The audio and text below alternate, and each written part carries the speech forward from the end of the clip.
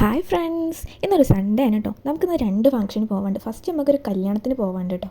അച്ഛൻ്റെ ഫ്രണ്ടിൻ്റെ മോളെ കല്യാണമാണ് കേട്ടോ. പിന്നെ നമുക്കൊരു കോഴിക്കോട് ഒരു വളക്കാപ്പിൻ്റെ ഫംഗ്ഷനും പോകാനുണ്ട് കേട്ടോ.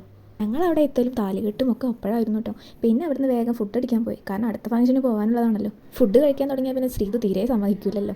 അപ്പോൾ അവൾക്ക് കുറച്ച് പായസമൊക്കെ വായിലാക്കി കൊടുത്തു, എന്നിട്ട് പിന്നെ അച്ഛൻ്റെ കയ്യിൽ കൊണ്ട് കൊടുത്തവളെ. പിന്നെ ഞങ്ങൾ അവിടുന്ന് കുറച്ച് ഫോട്ടോസും വീഡിയോസും ഒക്കെ എടുത്ത് പിന്നെ ഞങ്ങൾ അവിടുന്ന് വേഗം തിരിച്ചിട്ടോ. താഴെ അമ്മച്ച ഇരിക്കുന്നതുകൊണ്ട് അമ്മച്ചനെ നോക്കി കളിക്കായിരുന്നു അവൾ. പിന്നെ അവിടുന്ന് വേഗം പോന്നു കേട്ടോ. ഞങ്ങൾ ഫുഡ് കഴിച്ചിറങ്ങുമ്പോൾ കുറച്ച് ലേറ്റ് ആയിട്ടോ, കാരണം ഇനി കോഴിക്കോട് എത്തണമല്ലോ. എൻ്റെ മാമൻ്റെ വീട്ടിലാണ് കേട്ടോ വളക്കപ്പ് ഫംഗ്ഷൻ ഉള്ളത്.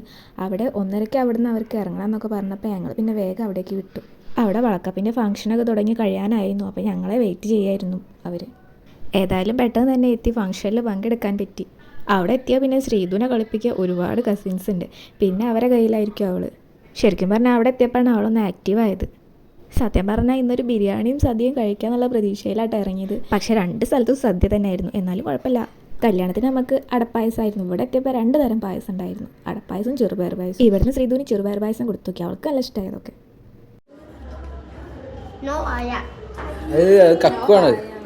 ശ്രീധുവിന് അവിടെ എത്തിയപ്പോൾ കളിക്കാൻ ടോയ്സൊക്കെ കിട്ടീന് കേട്ടോ. പിന്നെ നമ്മൾ കസിൻസിൻ്റെ കുറച്ച് ഫോട്ടോസും വീഡിയോസൊക്കെ എടുത്തു കേട്ടോ. പിന്നെ എല്ലാ റിലേറ്റീവ്സും കൂടിയതല്ലേ, അപ്പോൾ അവരോടൊക്കെ കുറേ സംസാരിച്ച് പിന്നെ ഞങ്ങൾ വീട്ടിലേക്ക് വേഗം തിരിച്ചു. അപ്പോൾ ഇത്രയുള്ളൂ കേട്ടോ ഗൈസ് ഇന്നത്തെ വിശേഷങ്ങൾ. ബൈ.